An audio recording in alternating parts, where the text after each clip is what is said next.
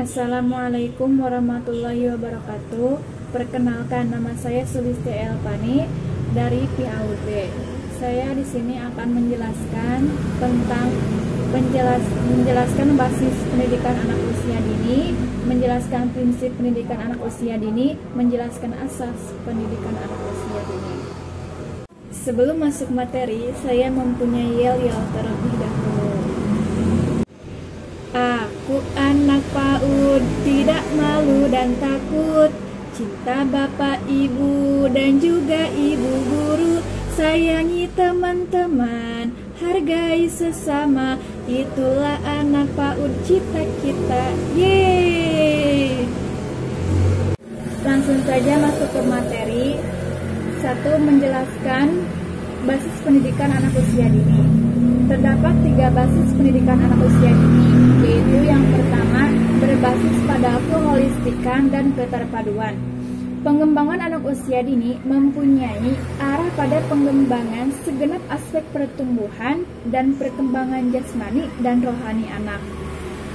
Dalam hal ini, diharapkan adanya keselarasan antara pendidikan yang dilakukan di berbagai unit pendidikan, yaitu antara keluarga dengan sekolah dan masyarakat. Yang kedua, berbasis pada multidisiplin ilmu dan budaya. Prinsip ini mengandung arti bahwa praktik pendidikan anak usia dini yang tepat perlu dikembangkan berdasarkan temuan mutakhir dalam bidang keilmuan yang relevan. Pendidikan anak usia dini sendiri muncul karena dalam perkembangannya bersinggungan dengan ilmu lain yang menjadi objek penelaahannya. Yang ketiga, berbasis pada taraf perkembangan anak. Pendidikan anak usia dini dilaksanakan sesuai dengan karakteristik dan tingkat perkembangan anak, sehingga proses pendidikan bersifat tidak terstruktur, informal, dan responsif terhadap perbedaan individual anak, serta melalui aktivitas belajar sampai bermain. Materi selanjutnya yaitu menjelaskan tentang prinsip pendidikan anak usia dini. Nah, di dalam prinsip pendidikan anak usia dini terdapat beberapa prinsip. Yang pertama, prinsipnya anak sebagai pembelajar aktif. Pendidikan hendaknya mengusahakan agar anak menjadi pembelajar aktif. Nah, metode yang diberikan berupa pemecahan masalah dan penyampaian penemuan mereka. Contohnya seperti anak menggambar hayalan mereka sendiri. Nah, yang kedua, anak belajar melalui sensori dan panca indera. Menurut pandangan dasar Montessori meyakini bahwa panca indera adalah pintu gerbang masuknya berbagai pengetahuan ke dalam otak manusia. Karena perannya yang sangat strategis, maka seluruh panca indera harus memperoleh kesempatan untuk berkembang sesuai dengan fungsinya. Yang ketiga, anak membangun pengetahuan sendiri.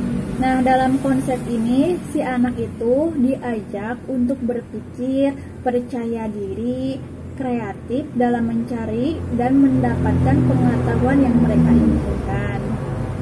Terus, setiap anak diharapkan dapat menambah dan membangun pengetahuan mereka sendiri melalui media cetak dengan studi literatur dan media elektronik, baik browsing internet maupun menonton VCD edukatif. Nah, prinsip yang terakhir adalah anak berpikir melalui benda konkret. Anak harus diberikan pembelajaran dengan benda-benda yang nyata agar anak tidak bingung. Anak akan lebih dapat mengingat benda-benda yang dapat dilihat dan lebih membekas dan juga dapat diterima oleh otak dalam sensasi dan juga memori. Metode selanjutnya yaitu menjelaskan tentang asas pendidikan anak usia dini. Nah, di dalam asas pendidikan usia ini terdapat asas-asas yang lainnya. Yang pertama, asas perbedaan individu. Setiap anak itu unik, mereka berbeda antara satu dengan yang lainnya.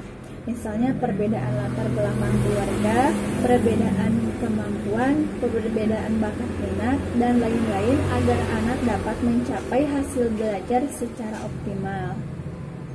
Asas yang selanjutnya yaitu asas kekonkretan.